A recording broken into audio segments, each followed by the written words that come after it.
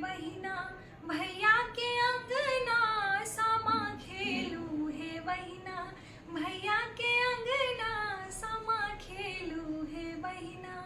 भैया के अंगना,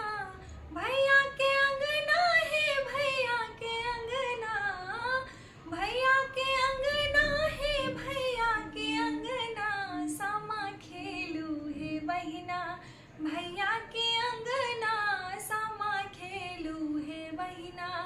कोने भैया जेता काशी बनारस, कोने भैया जेता काशी बनारस, कोने भैया जेता शहर पटना, कोने भैया जेता शहर पटना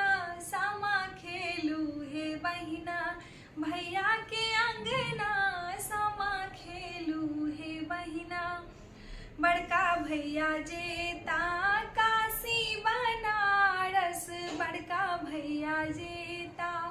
काशी बनारस, छोटका भैया जेता शहर पटना,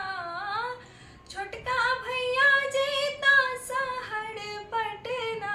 सामा खेलू हे बहिना, भैया के अंगना सामा खेलू हे बहिना, भैया के अंगना सामा खेलू हे बहिना।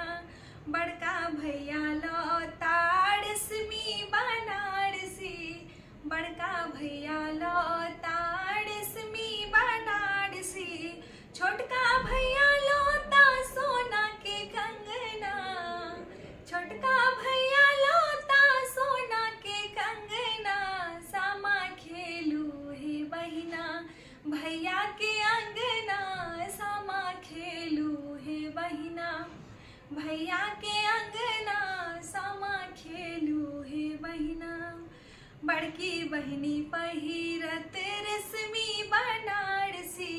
बड़की बहिनी पहिरत रश्मि बनारसी, छोटकी बहिनी पहिरत सोना के कंगना,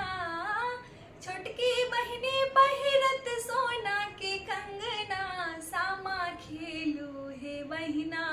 भैया के अंगना सामा खेलू हे बहिना, भैया के अंगना सामा खेलू हे बहिना, भैया के